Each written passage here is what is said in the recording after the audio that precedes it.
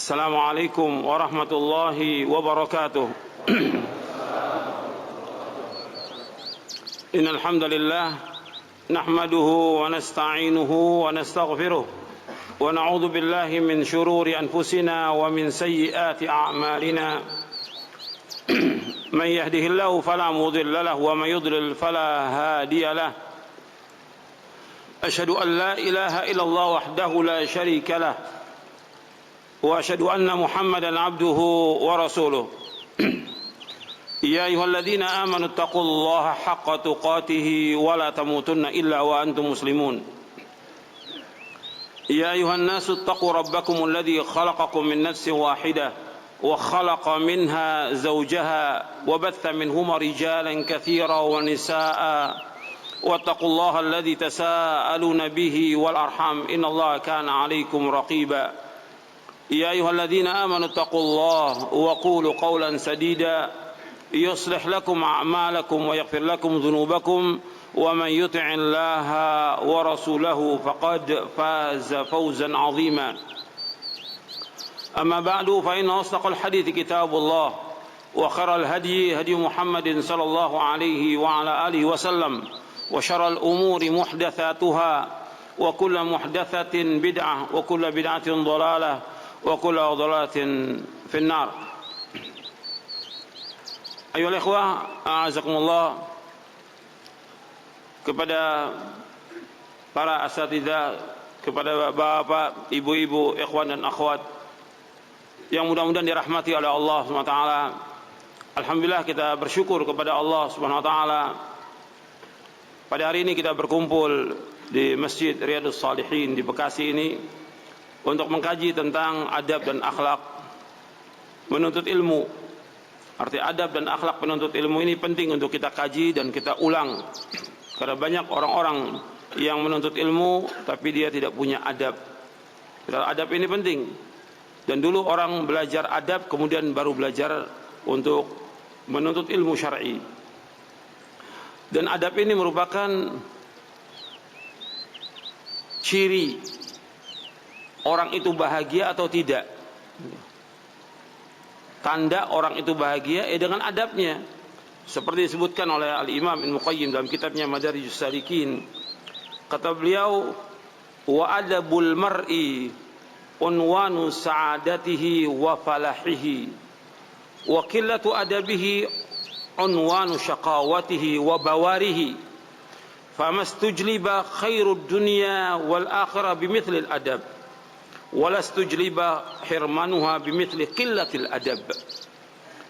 Kata Al-Imam Ibnu Qayyim Al-Jauziyah rahimahullah di dalam kitabnya, beliau mengatakan bahwa adabul mar'i di dalam kitab Madarijus Salikin di juz yang kedua, kata beliau, adab seseorang itu merupakan tanda kebahagiaan seseorang dan juga tanda kesuksesan dan keberuntungan seseorang. Dan qillatu adabihi, qalil adabnya dia, tidak punya adabnya dia, merupakan unwanu syaqawatihi wa bawarihi, merupakan tanda atau ciri dia celaka dan binasa. Bawar, binasa. Dan tidaklah diperoleh kebaikan dunia dan akhirat seperti adab. Artinya orang kalau dia beradab, dia akan memperoleh kebaikan dunia dan akhirat. Kemudian tidaklah tercegah seorang dari kebaikan dunia dan akhirat kalau dia qalil adab. Jadi kalau dia adabnya baik, maka dia akan mendapatkan kebaikan dunia dan akhirat. Tapi kalau dia qalil adab, kurang adabnya, maka dia akan tercegah dari kebaikan dunia dan akhirat. Ikhwani fiddin, azakumullah. Masalah adab dijelaskan oleh Al-Imam Ibnu Qayyim dalam agama ini punya kaitan erat. Ya, adab dan akhlak itu penting karena itu punya kaitan adab akhlak. Dan Allah memerintahkan kita untuk beradab dan berakhlak. Dijelaskan oleh Imam Ibnu Qayyim, fal adabu ijtima'u khisalil khairi fil abdi Adab itu merupakan kumpulnya perkara-perkara kebaikan bagi seorang hamba. Jadi kalau dia punya adab, maka dia akan menjadi orang yang baik. Makanya adab ini penting untuk kita kaji dan kita ulang-ulang. Sebab timbangan yang paling berat di hari kiamat itu yaitu dari akhlak yang mulia, dari adab dia yang mulia.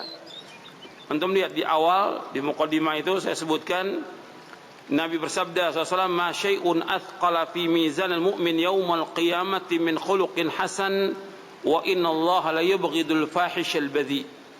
Tidak ada sesuatu yang paling berat timbangannya di hari kiamat, timbangan seorang mukmin di hari kiamat, melainkan akhlak yang mulia, dan sungguhnya Allah benci kepada orang yang keji dan kotor mulutnya. Itu di awal sebelum muqaddimah. Kemudian juga di bab yang pertama juga saya bawakan. Di bab pertama tentang keutamaan mempelajari adab dalam menuntut ilmu. Bab Allah Subhanahu wa taala memuji Nabi Muhammad SAW, wa innaka la'ala khuluqin azim. Sesungguhnya engkau Muhammad berada di atas akhlak yang mulia. Dan Nabi juga bersabda SAW, inna bu'ithu li utammima makarimal akhlaq. Sesungguhnya aku diutus oleh Allah untuk menyempurnakan akhlak yang baik.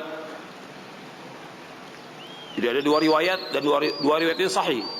Disebutkan innama bu'ithu li utammima makarimal akhlaq, dan riwayat yang lain disebutkan innama bu'ithu li utammima salihal akhlaq. Dua-duanya sahih riwayatnya.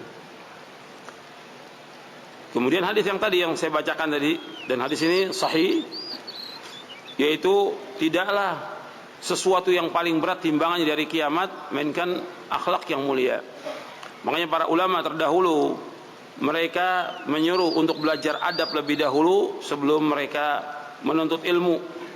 Antum lihat di halaman 9, Imam Abdullah Ibn Mubarak yang wafat tahun 181 Hijriah mengatakan, aku mempelajari adab selama 30 tahun, kemudian aku menuntut ilmu selama 20 tahun. Mereka artinya para tabi'in itu mereka mempelajari adab sebelum belajar ilmu. Dan adab merupakan 2/3 ilmu.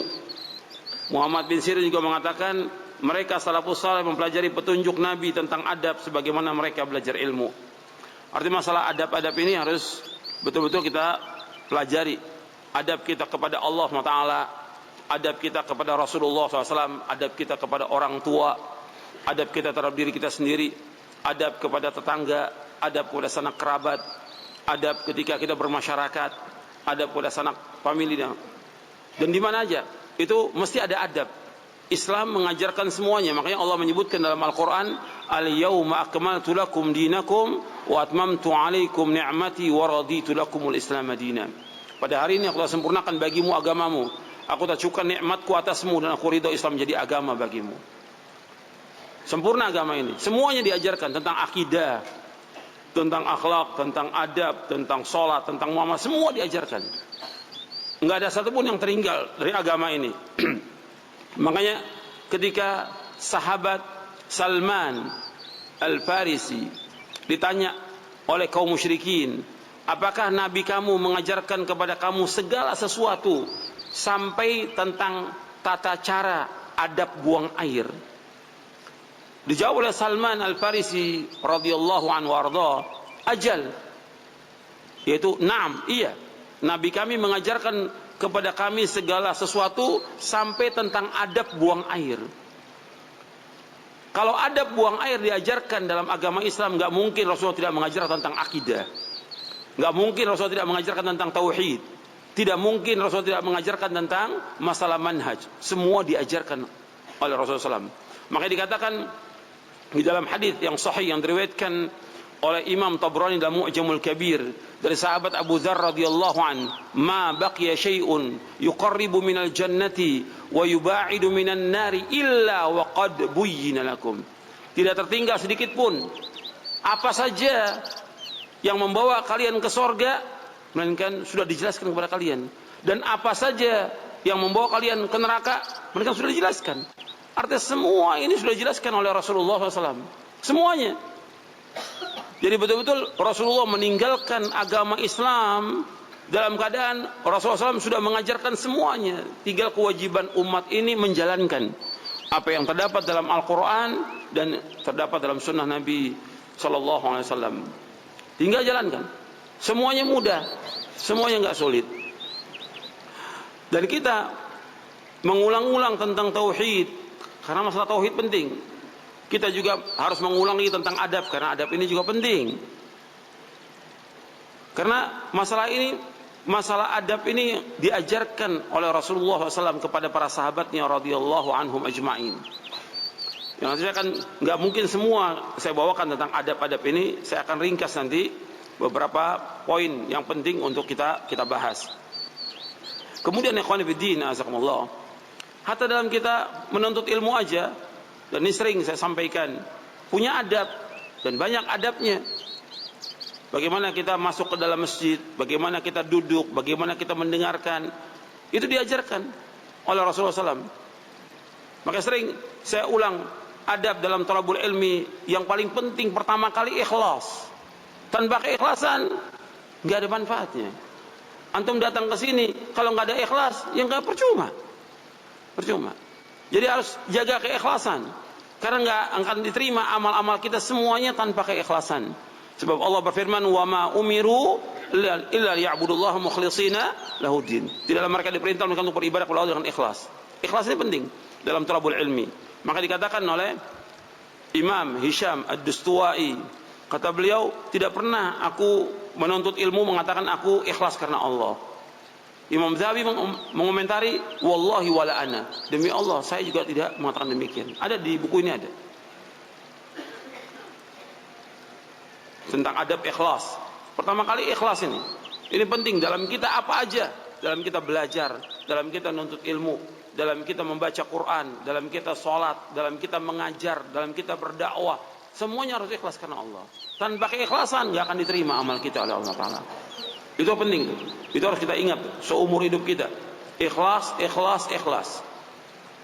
Kemudian yang kedua, yaitu ketika kita duduk di majelis ini, maka antum dengarkan dan diam. Ini perhatikan, al-istima' wal insat. Al-istima' wal insat, dengarkan dan diam. Dan ada di buku ini, dengarkan dan diam. Karena penting, karena Allah berfirman dalam surah Al-A'raf, wa idza quri'al qur'anu fastami'u lahu wa ansitu la'allakum turhamun. Apabila dibacakan Al-Quran, dengarkan dan diam agar kalian mendapatkan rahmat.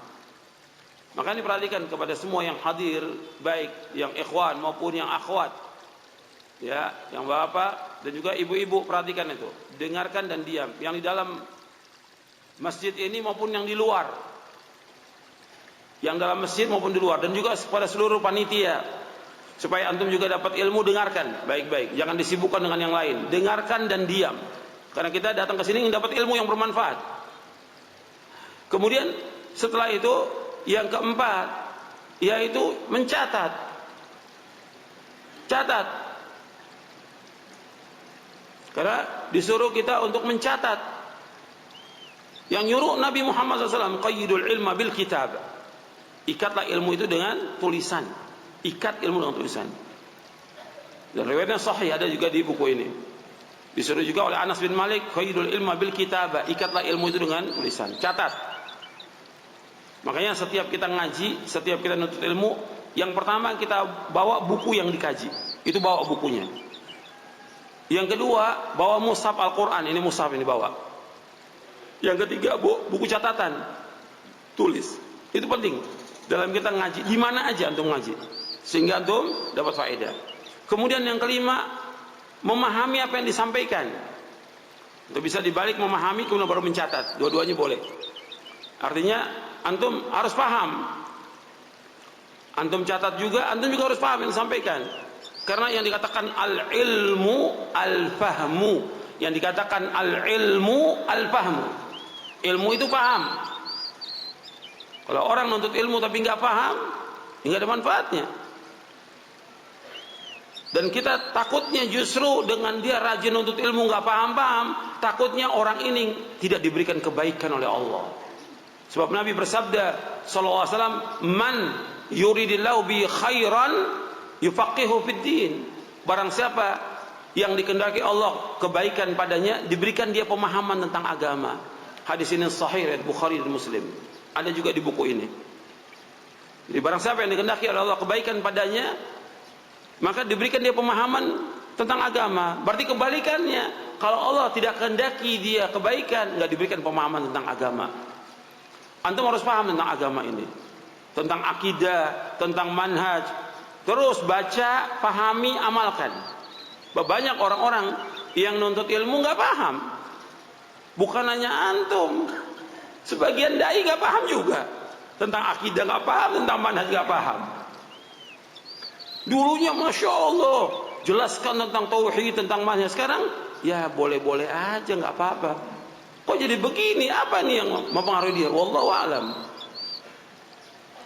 Orang nggak bisa begitu. Kalau sudah kita pegang akidah mana kuat, terus pegang ini. Nanti saya akan bawakan dalilnya. Kenapa? Fitnah luar biasa, fitnah syubhat dan syahwat. Berarti dia nggak paham tentang agama ini. Agama ini harus pegang dengan kuat, nggak bisa main-main. Sampai kita diwafatkan oleh Allah Taala. Pegang agama ini, nggak bisa berubah. Yang namanya dulu bid'ah nggak bisa sekarang jadi sunnah. Tetap bid'ah selama-lamanya, nggak bisa berubah. Yang dulu manhajnya sesat, ya nggak bisa berubah sekarang. Oh karena dia ikut bantu, oh manhajnya bagus. Nggak bisa, sesat ya sesat. Banyak yang berubah sekarang ini. Berarti nggak paham dia. Kalau dai-nya nggak paham, gimana muridnya? La haula wala quwwata illa billah. Dan ini terjadi yang seperti ini. Terjadi. Ada juga yang macam-macam lah sudah, ya. Kalau kita lihat ceramahnya, tulisannya, tambah hari tambah jauh dari Shirathul Mustaqim. Ini berbahaya yang seperti ini. Oke, betul-betul kita pahami benar ini. Kemudian selanjutnya yang keenam, amalkan. Karena ilmu untuk diamalkan, tanpa amal nggak ada manfaatnya. Ilmu ini untuk diamalkan. Kita ngaji, kita baca siang malam, ya untuk diamalkan. Antum nuntut ilmu sampai jauh pun antum kejar, ya untuk diamalkan ilmu ini. Nggak ada amal, ya nggak ada manfaatnya. Makanya Allah akan tanya di hari kiamat tentang apa? Tentang amal. Bahwa nggak akan bergeser kedua kaki seorang hamba dari kiamat sampai ditanya 4 perkara. La tazulu qadama 'abdin yaumal qiyamati hatta yus'alan umri fima afna wa 'an ilmihi fima fa'ala wa 'an malihi min aina iktasaba wa fima anfaqa wa 'an jismi fima abla. Hadisnya ada di buku ini. Hadis sahih dari Tirmidzi. Tirmidzi berkata hadis ini hasan sahih. Jadi tidak bergeser kedua kaki seorang hamba di hari kiamat sampai Allah tanyakan tentang 4 perkara. Tentang pertama, umurnya dihabiskan buat apa? Umurnya, waktunya dihabiskan buat apa? Buat main-main, buat dunia, buat segala macam. Akan ditanya oleh Allah ini. Yang kedua, ilmunya diamalkan atau tidak? Ini yang kedua, ilmu diamalkan atau tidak? Yang ketiga, hartanya dari mana diperoleh dan kemana dihabiskan? Apakah harta dari yang halal atau dari yang haram dan kemana dihabiskan? Yang keempat, tentang capek lelah letihnya. Itu digunakan untuk apa?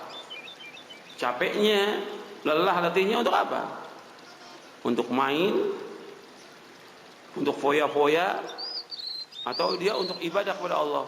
Atau capek lelah letihnya untuk yang bid'ah, atau yang syirik, atau maksiat? Allah akan tanya di hari kiamat itu. Makanya harus antum perhatikan.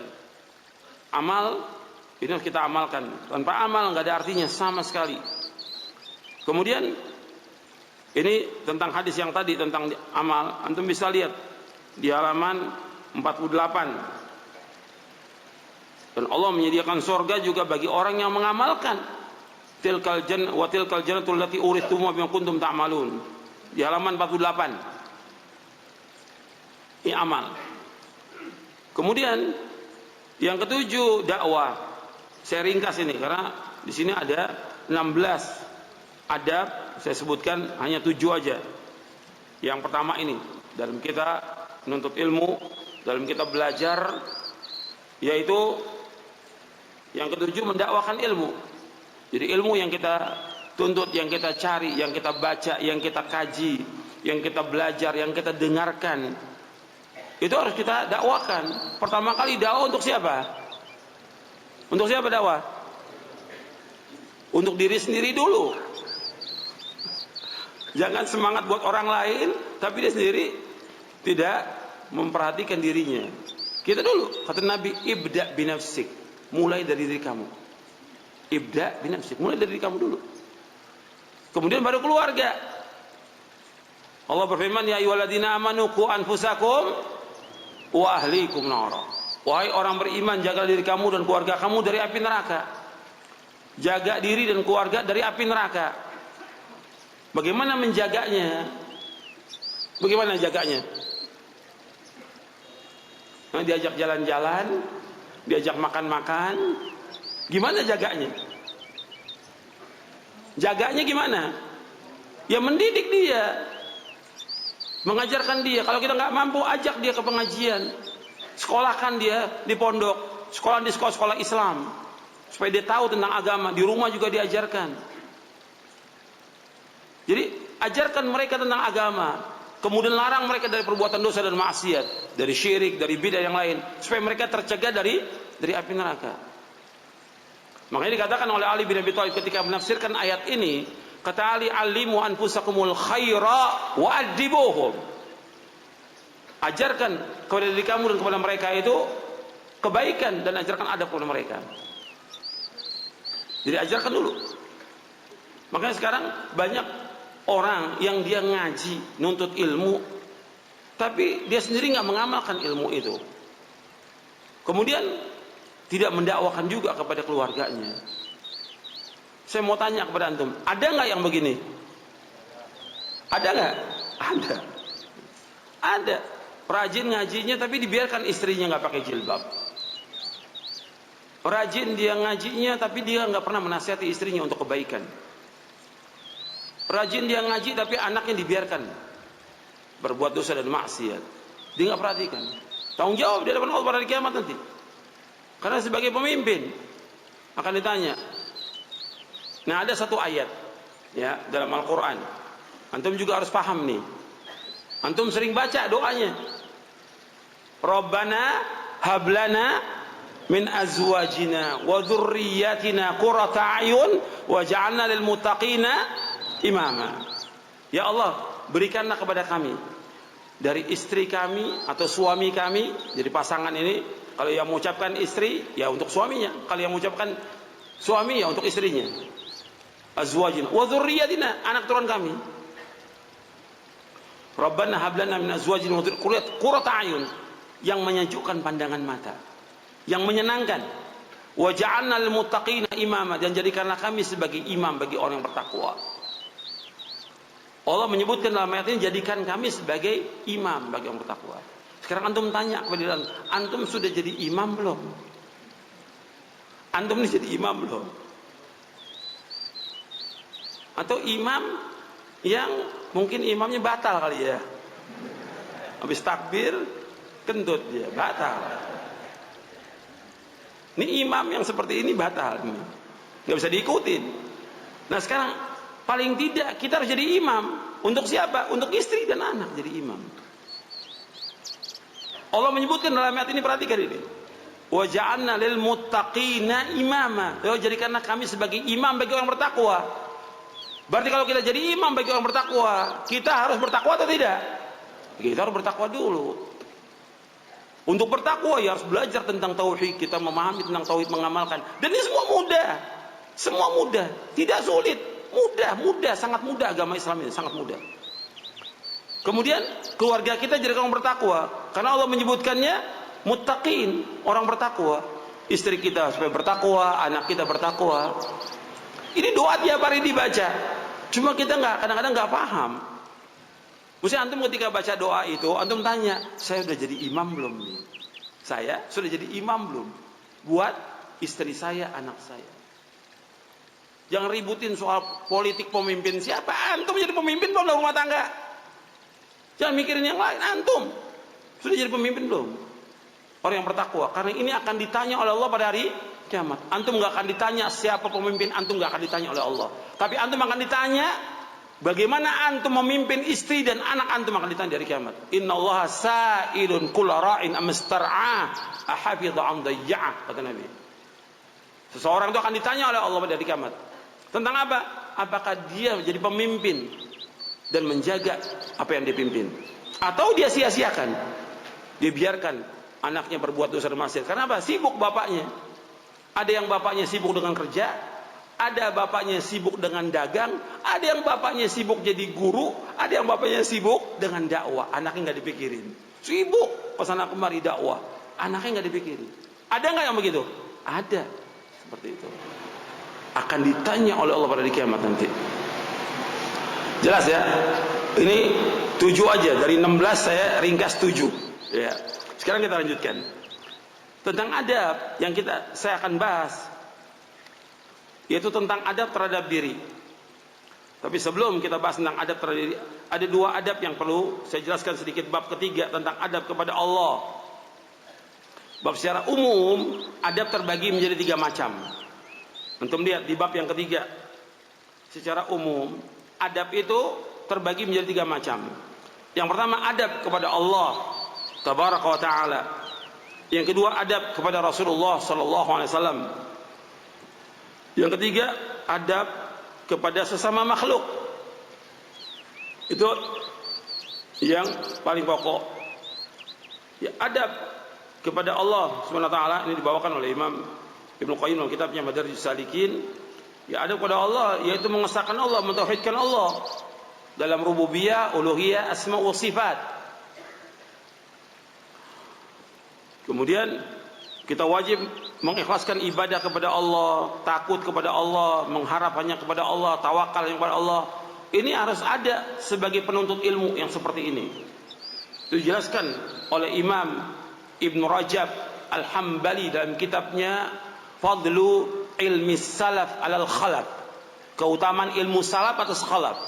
Beliau menjelaskan kita setiap hari berdoa kepada Allah, Allahumma inni as'aluka ilman nafi'a wa rizqan thayyiba wa amalan mutaqabbal. Ya Allah, mohon kepada Engkau ilmu yang bermanfaat, rezeki yang halal dan amal yang diterima. Itu yang kita minta. Nah, ilmu yang bermanfaat itu ilmu yang dapat mendekatkan diri kita kepada Allah SWT. Seperti disebutkan oleh Imam Ibnu Hazm. Ilmu yang bermanfaat, ilmu yang dapat mendekatkan diri kita kepada Allah SWT. Kemudian Ibnu Rajab melanjutkan lagi. Saya bawa 2 ini. Yang pertama tadi Ibnu Rajab, kemudian saya selingi dengan perkataan Ibnu Hazm. Gitu. Kata Ibnu Rajab Al-Hambali, kata beliau bahwa seorang yang menuntut ilmu, maka dia harus takut kepada Allah. Dan nanti saya akan ulang lagi ini. Harus takut kepada Allah. Dia mengesahkan Allah, mentauhidkan Allah, menjauhkan larangannya, takut dia kepada Allah. Dia berusaha melaksanakan apa yang dicintai oleh Allah, dan dia berusaha untuk menjauhkan apa yang dilarang oleh Allah. Nah, sekarang ini harus ada. Kita ini udah ngaji lama gitu. Harus punya rasa takut kepada Allah, takut kepada Allah Taala. Karena intinya ilmu, kata Imam Ahmad, khasyatullah, takut kepada Allah. Kalau penuntut ilmu ngaji kemudian nggak takut kepada Allah, masih melanggar, masih maksiat, masih makan riba, masih yang lain, masih suka riba, membicarakan aib orang lain, mengadu domba, ini gimana? Nggak takut ya kepada Allah, nggak takut kepada Allah. Mesti timbul rasa takut yang mencegah dia untuk berbuat dosa dan maksiat. Maka dalam adab ini juga saya sebutkan, seorang penuntut ilmu harus bertakwa kepada Allah dan menjauhkan perbuatan dosa dan maksiat. Kalau udah ngaji udah harus jauhkan dosa dan maksiat. Tapi ada sebagian ya, ada sebagian orang sudah ngaji tapi adabnya nggak ada, akhlaknya nggak ada, mulutnya kotor, katanya pakai cadar tapi gibah terus tiap hari. Sunnah yang lain dilaksanakan tapi maksiat tiap hari dilaksanakan oleh dia. Nggak boleh. Dia harus takut kepada Allah karena Allah melihat dia, Allah mendengar apa yang dikatakan oleh dia. Allah mengetahui, masih ada muraqabah. Kita merasa diawasi oleh Allah Ta'ala. Kita betul-betul wajib mengagungkan Allah Subhanahu wa Ta'ala. Jadi mentauhidkan Allah tentang rububiyahnya Allah, uluhiyahnya Allah, asma wa sifat, dan tambah juga rasa takut kepada Allah. Ini berkaitan tentang kita adab kepada Allah Taala. Dan yang teradab juga kepada Allah, melaksanakan perintahnya, menjauhkan larangan. Kemudian ada kepada Allah juga, kita wajib meyakini bahwa yang dapat memberikan manfaat, menolak bahaya, memberikan rezeki, menyembuhkan penyakit, menghidupkan, mematikan, hanya Allah. Ini harus kita yakini nih. Yakin, seyakin-yakinnya. Ketika kita mendapatkan cobaan, ujian, musibah, kita wajib husnudzon kepada Allah. Nggak boleh kita suudzon kepada Allah. Kemudian juga berkaitan dengan nama dan sifat Allah, kita wajib menetapkan nama-nama Allah. Ada orang yang dia sudah belajar mengkaji, bahkan sebagai seorang dai, bahkan juga dikatakan kiai atau ustadz ulama, nggak tahu tentang Allah itu di mana. Gimana nggak tahu dia? Lantas dia nyembah siapa? Kita menyembah Allah. Allah di mana? Di atas langit. Maka Nabi bertanya kepada seorang budak, "Aina Allah?" Di mana Allah? Fis sama, ala sama, di atas langit. Allah berfirman, "Ar-Rahmanu 'ala 'arsyis tawa." Allah bersemayam di atas arsy. Kita wajib menetapkan semua nama dan sifat Allah. Wajib. Ini adab kepada Allah. Gak boleh kita mentakwil, gak boleh.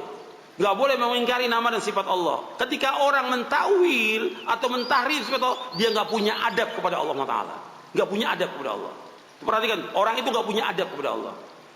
Allah menyebutkan Allah di atas langit, Allah menyebutkan di atas, dia bilang Allah di mana-mana. Orang ini gak punya adab kepada Allah Taala. Dan ini kalimat kufur. Menyatakan Allah ada di mana-mana, tempat yang baik, tempat yang kotor, nggak boleh.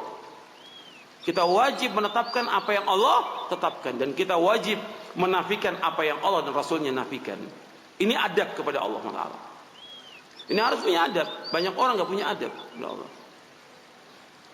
Dan kita wajib ketika menetapkan itu, kita harus ingat bahwa Allah tidak sama dengan makhluknya. Laisa kamitslihi syai'un wa huwas samiul basir. Tidak satu pun yang sama dengan Allah, dan Allah Maha mendengar, dan Allah itu Maha melihat. Dan juga ayat walam yakun lahu kufuwan ahad. Allah enggak sama, Allah enggak sebanding, Allah enggak setara. Kenapa juga. Begitu juga mentaati perintah Allah, kemudian ridho dengan takdir Allah dan yang lainnya. Ini tentang adab kepada Allah Taala. Kemudian adab kepada Rasulullah SAW. Ini juga penting, adab kepada Rasulullah SAW. Adab kepada Rasulullah, ya, yang pokok yaitu kita ada Rasulullah mentaati beliau, bahwa Allah mengutus Nabi Muhammad SAW untuk ditaati, kemudian menjauhkan larangannya, kemudian membenarkan semua apa yang beliau sabdakan. Kemudian yang keempat, kita wajib beribadah menurut apa yang beliau syariatkan. Kita wajib beribadah menurut apa yang beliau syariatkan. Jadi kita wajib mengimani beliau. Di sini saya sebutkan poin-poinnya di bab 4 ini.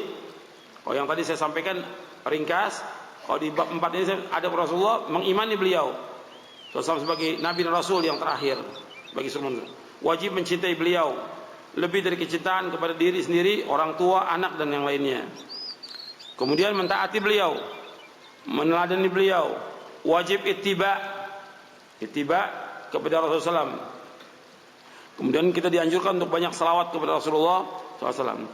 Tapi yang pokok tadi yang saya sebutkan tadi, yang pokok itu 4, yaitu kita seperti disebutkan oleh Syekh Muhammad bin Abdul Wahhab dalam kitabnya Al-Usul Ats-Tsalatsa tentang makna syahadat Muhammad Rasulullah SAW.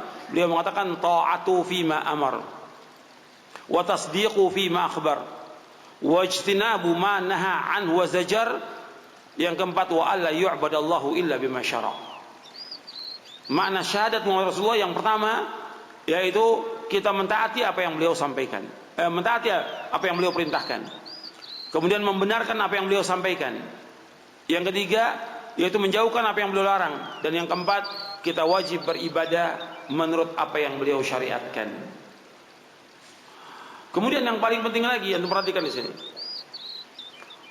bahwa ketika kita menyebutkan bahwa kita wajib beradab kepada Rasulullah SAW, yang paling penting lagi yaitu kita wajib untuk taslim kepada beliau, tunduk menyerah kepada beliau dalam melaksanakan semua perintahnya. Taslim. Karena Allah berfirman di dalam surah An-Nisa di ayat 65, fala wa rabbika la yu'minuna hatta yuhakkimuka fima shajara bainahum thumma la yajidu fi anfusihim harajan mimma qadaita wa yusallimu taslima. Demi Rabbmu, mereka tidak dikatakan beriman sehingga mereka menjadikan kamu sebagai hakim terhadap apa yang mereka perselisihkan di antara mereka. Kemudian mereka tidak dapati dalam hati mereka rasa haraj dari apa yang kau putuskan, dan mereka tunduk dengan setunduk-tunduknya. Ini saya nggak bawakan semua tentang adab Rasulullah di dalam buku ini. Saya masukkan dalam buku konsekuensi cinta kepada Rasulullah SAW. Itu lengkap, semuanya ada di situ. Karena ini hanya ringkasan aja. Al-Imam Ibnu Qayyim menjelaskan tentang adab ini kepada Rasulullah SAW. Beliau mengatakan begini dalam kitabnya Madarijus Salikin. Kata beliau begini, antum perhatikan, dengarkan, dan antum catat. Kata beliau begini, wa ammal adabu ma'ar rasuli sallallahu fal qur'anu mamlu'un bihi, farasul adabi ma'ahu kamalu taslimi lahu wal inqiyadu li amrihi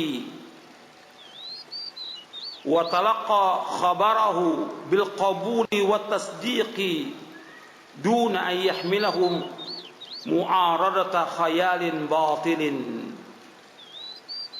Kata beliau begini, fal qur'anu, al-Qur'an mamlu'un bihi, artinya penuh dengan penjelasan adab kepada Rasulullah SAW.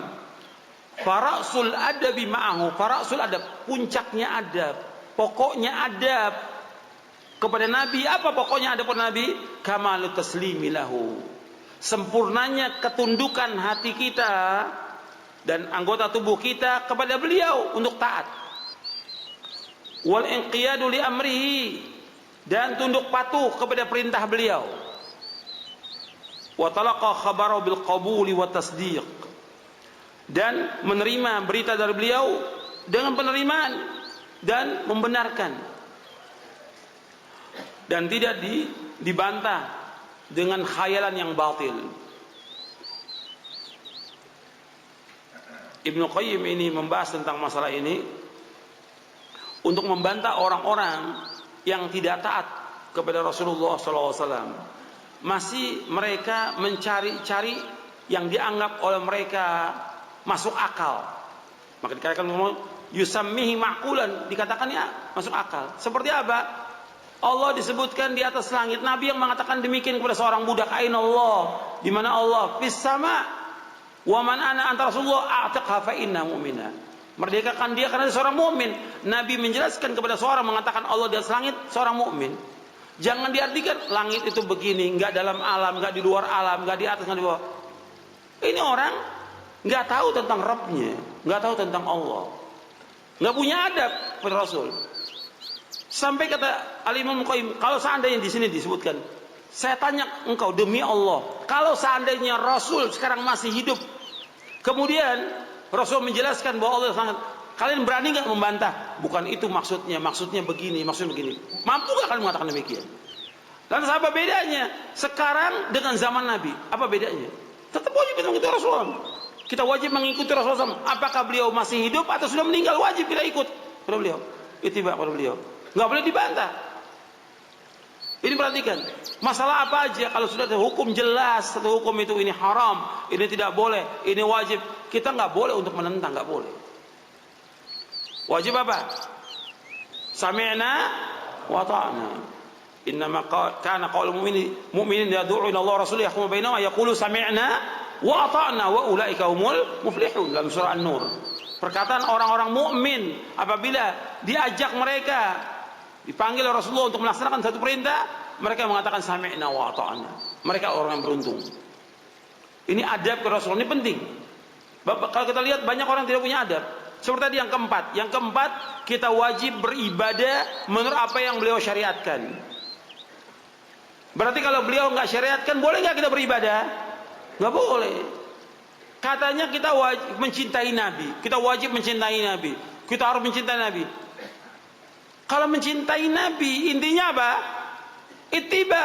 Bahwa Allah berfirman dalam surah Ali Imran 31, "Qul in kuntum tuhibbunallaha fattabi'uni yuhibbukumullah yaghfir lakum dzunubakum wallahu ghafurur rahim."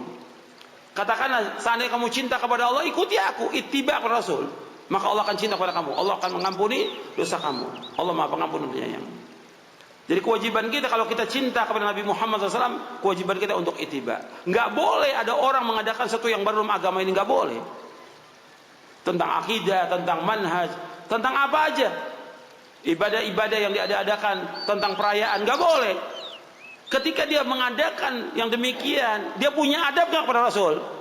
Nggak punya adab kepada Rasulullah. Karena Rasul tidak kerjakan, kok dia kerjakan. Berarti dia menuduh Nabi apa? Saya ulangi lagi, jangan tidur, dengerin baik-baik. Nabi SAW, ada orang yang sekarang ini, apakah dia kiai, apa ulama, segala macam, mengadakan acara yang dia adakan yang Nabi nggak lakukan. Apakah bentuknya sholat, apakah bentuknya zikir, apakah bentuknya salawat, apakah bentuknya perayaan yang Nabi nggak pernah mengadakan. Kemudian diadakan oleh dia. Ketika dia adakan yang seperti ini, berarti dia menganggap bahwa dirinya ini lebih tahu daripada Nabi. Dia telah menuduh Nabi apa? Khianat kepada apa yang Allah perintahkan untuk disampaikan. Ya ayyuhar rasulu balligh ma unzila ilaik. Wahai Rasul, sampaikan. Nabi sudah sampaikan belum semuanya ini? Sudah. Sampai Allah mengatakan al-yauma akmaltu lakum dinakum wa atmamtu alaikum ni'mati wa raditu lakumul Islam madina. Pada hari ini aku telah sempurnakan bagimu agamamu. Aku telah cukupkan nikmatku atasmu dan aku ridho Islam menjadi agama bagimu. Jadi orang yang mengadakan perbuatan bid'ah, pada hakikatnya mereka tidak punya adab kepada siapa? Kepada Rasulullah SAW. Dan juga tidak punya adab kepada Allah. Allah yang mengutus Nabi SAW untuk diikuti, ditaati. Nggak boleh kita beribadah atau mengadakan sesuatu yang Nabi nggak contohkan. Nggak contohkan. Makanya Nabi SAW itu mengingatkan tentang kita, tidak bolehnya kita berbuat bid'ah. Nggak boleh. Sebab yang baru dalam agama ya bid'ah. Nabi bersabda, kullu bid'atin dhalalah wa kullu dhalalatin finnar. Setiap bid'ah itu sesat dan setiap kesesatan tempat neraka. Ini penting untuk kita ulang-ulang tentang kajian adab kepada Rasulullah SAW. Ini banyak adabnya, puluhan adab. Ibnu Qayyim menyebutkan banyak adab kepada Rasulullah SAW. Tapi saya bawakan cuma sedikit kata beliau. Karena ini banyak orang yang punya adab kepada Rasulullah SAW. Pada hakikatnya mereka menentang Rasulullah SAW. Sekarang saya akan bahas berkaitan tentang masalah adab terhadap diri. Termasuk juga nanti adab kepada orang tua. Kita harus wajib punya adab. Ini ada nanti pembahasannya di Birrul Walidain, buku tentang berbakti pada orang tua. Saya ingin bahas bab yang ke-6. Ini untuk kita semuanya ini sebagai penuntut ilmu. Saya dan antum sama. Kita sebagai penuntut ilmu, kita harus tahu tentang adab diri kita sendiri. Kita sebagai penuntut ilmu yang laki dan perempuan, maka harus punya adab.